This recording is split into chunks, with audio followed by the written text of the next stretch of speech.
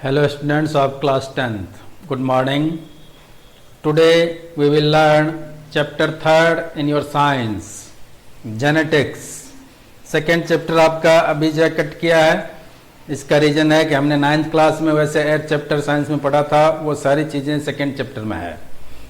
फिर भी ये लेंदी है तो इसको हम ऑनलाइन नहीं पढ़ेंगे, जब क्लास शुरू होगी उस समय पढ़ेंगे। जेनेटिक्स जो है इसका अर्थ होता है आनुवांशिकी। अब इसमें हम देखते हैं कि आनुवांशिकी किसे कहेंगे हम। तो साइंस के अंदर एक ऐसी ब्रांच है जिसमें जितने भी सजीव हैं, चाहे वो प्लांट हो या एनिमल हो, सभी में जो पेरेंटल कैरेक्टर्स होते हैं ये ऑफ स्प्रिंग में आते हैं। यानी एक पीढ़ी से दूसरे पीढ़ी में जो लक्षण होते हैं या गुण होते हैं वो ट्रांसफर किया जाता है। तो इस ब्रांच को ही जेनेटिक्स कहा जाता है। अब वैसे तो बैटसन नामक साइंटिस्ट थे, उन्होंने इसकी शुरुआत की थी, लेकिन जो इसका फादर कहा जाता है वो है ग्रेगर जॉन मेंडल। तो मेंडल याद रखना आपको कि मेंडल ही क्या नाम से जाना जाएगा, फादर ऑफ जेनेटिक्स।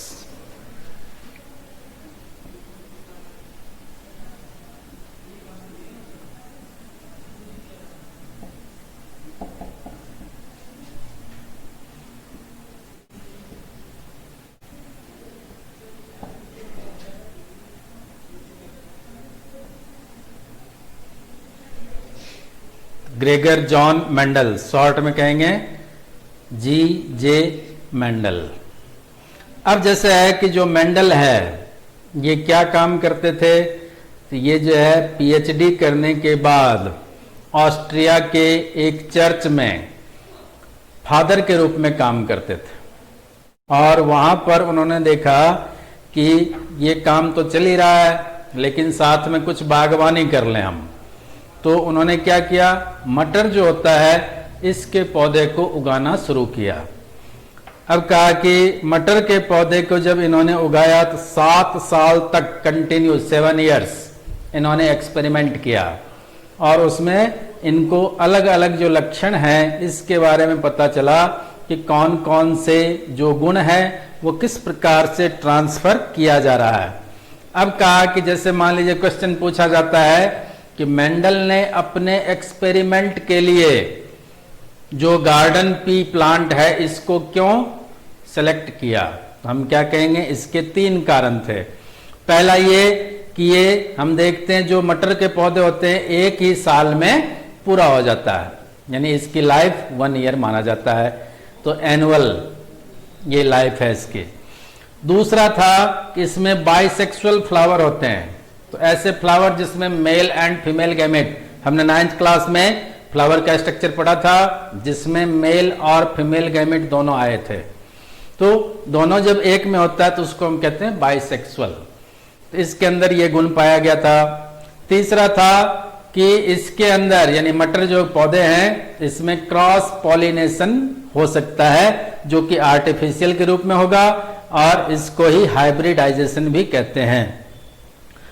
अब कहा चौथा और क्या कारण था, तो कहा इसके अंदर 7 ऐसे लक्षण पाए जाते हैं जो कि बहुत ही आवश्यक है जेनेटिक्स के लिए। तो वो 7 लक्षण जो है, पहला है हाइट।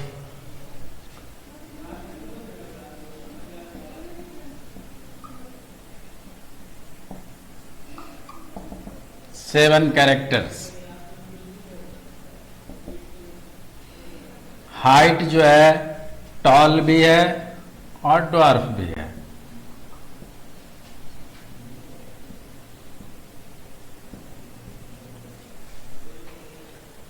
टॉल यानी लंबा पौधा, और ड्वार्फ होगा उसको हम बौना पौधा कहेंगे।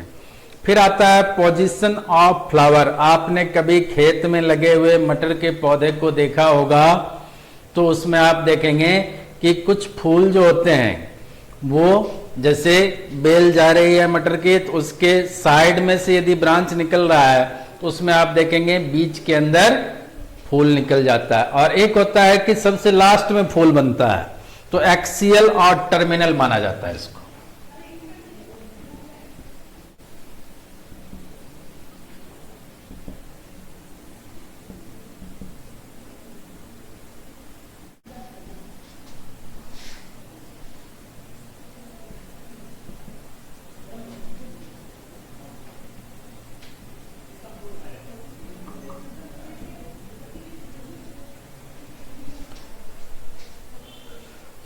अब आता है शेप ऑफ मैच्योर्ड पी। जो मैच्योर्ड पी प्लांट के अंदर फली लगता है तो उसका आकार कैसा है? तो एक तो होता है इनफ्लेटेड और एक होता है कॉन्स्ट्रिक्टेड।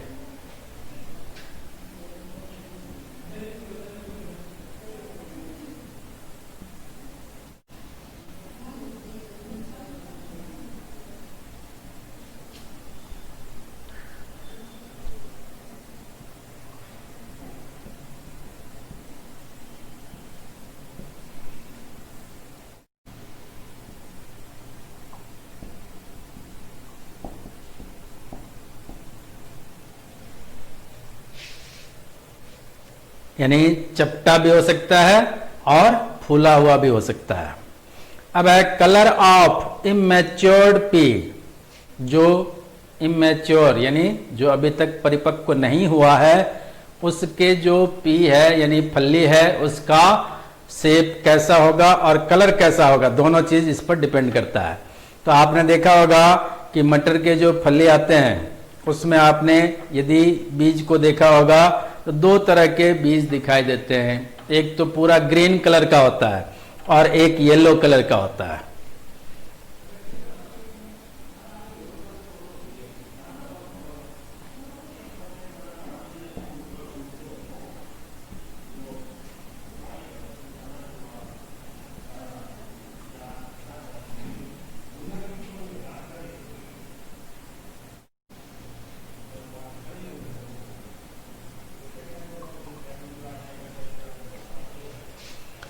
पांचवा गुण है फ्लावर का कलर, कि जो फ्लावर है ये दो कलर में होते हैं, एक तो व्हाइट होता है और दूसरा पर्पल होता है।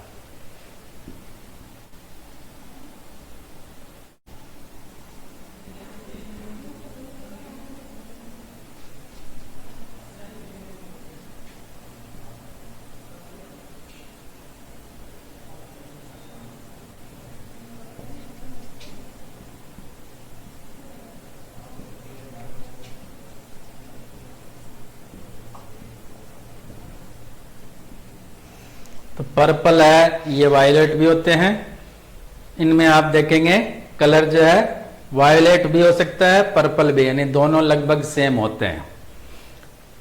और फिर आता है छठा गुण, ये है शेप ऑफ सीड। जो मटर के दाने होते हैं इसका शेप देखा होगा, राउंड भी होता है और रिंकल्ड भी होता है।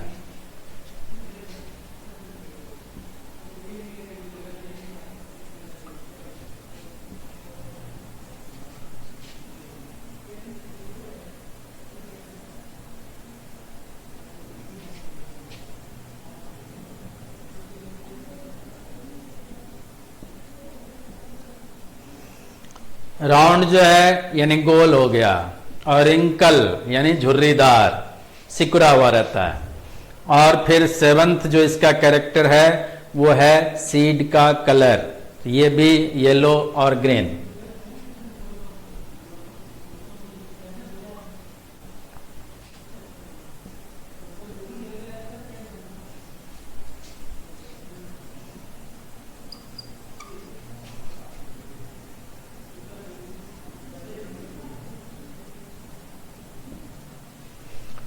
ये जो 7 प्रॉपर्टी है,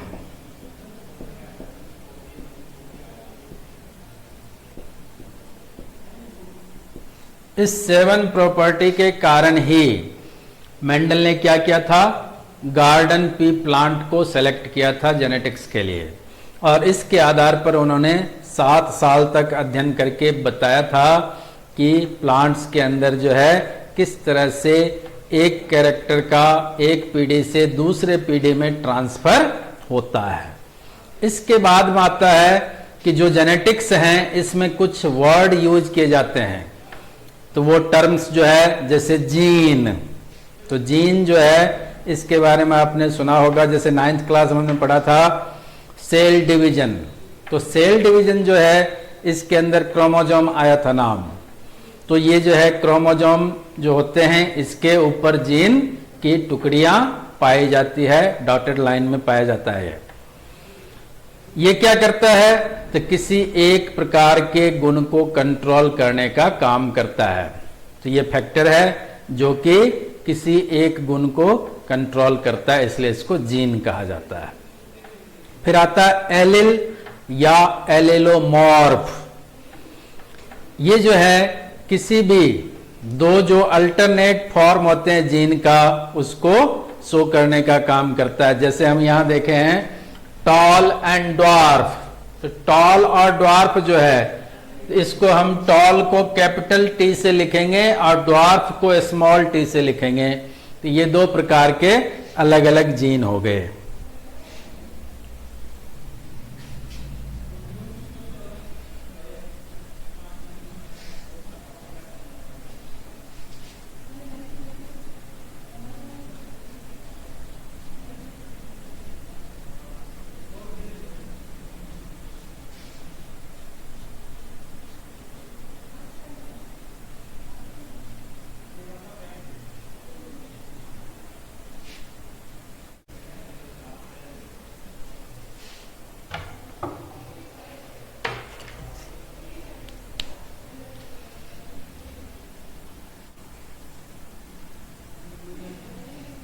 टॉलनेस के लिए कैपिटल टी का यूज किया जाएगा और ड्वार्फनेस के लिए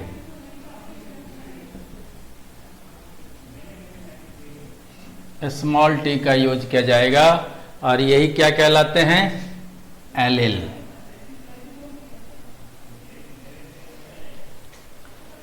तो जो एलिल है या इसको एलिलोमॉर्फ भी कहते हैं, इसके अंदर दोनों गुण पाए जा सकते हैं, इसलिए क्या है टू कैरेक्टर को शो करता है।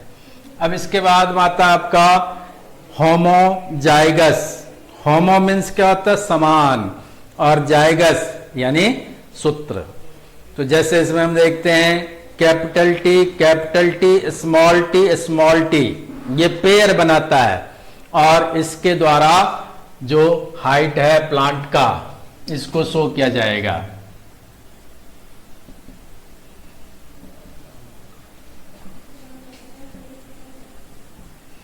जैसे कैपिटल टी आ गया और स्मॉल टी आ गया, ये होमोजाइगस हो गया। इसी प्रकार हेट्रोजाइगस होगा, तो हेट्रोजाइगस में क्या देखेंगे हम कि इसका एक पार्ट आ जाएगा, तो क्या कहलाएगा, हेट्रोजाइगस।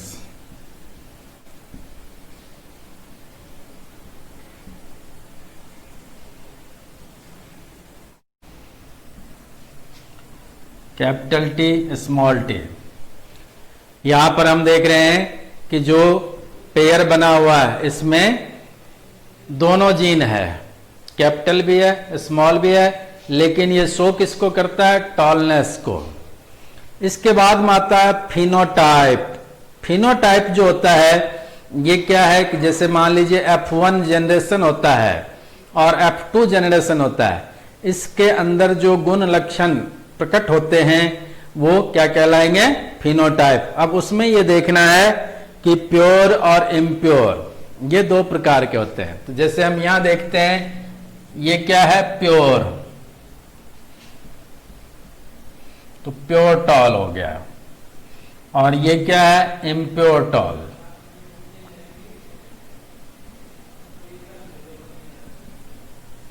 लेकिन दोनों टॉल है, तो ये क्या कहलाएंगे, फिनोटाइप। अब फिर आता है जीनोटाइप। तो जीनोटाइप जो है इसमें भी प्योर इम्प्योर दोनों प्रकार की चीजें होती है, और इसके अंदर भी हम देखेंगे कि ये जब काउंट किया जाता है, जैसे हम इसमें क्रॉस पढ़ेंगे तो क्रॉस के अंदर ये चीज आएगा, फिनोटाइप और जीनोटाइप का रेशियो बताने का। फिर आता है डोमिनेंट। तो अब हम देखते हैं, जैसे मान लीजिए इस कैपिटल टी और स्मॉल टी इनके जीन को अलग अलग कर दिया जाए। जैसे कैपिटल टी है, स्मॉल टी है, तो इसको हम करते हैं अलग अलग।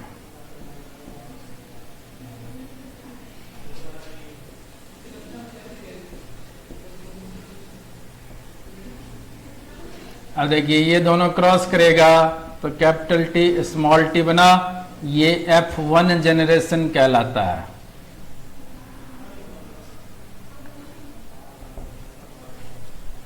तो F1 जनरेशन जो है इसके अंदर ये जो आया है कैपिटल टी स्मॉल टी, ये क्या है, टॉलनेस को शो करता है, इसलिए ये क्या कहलाएंगे, डोमिनेंट है।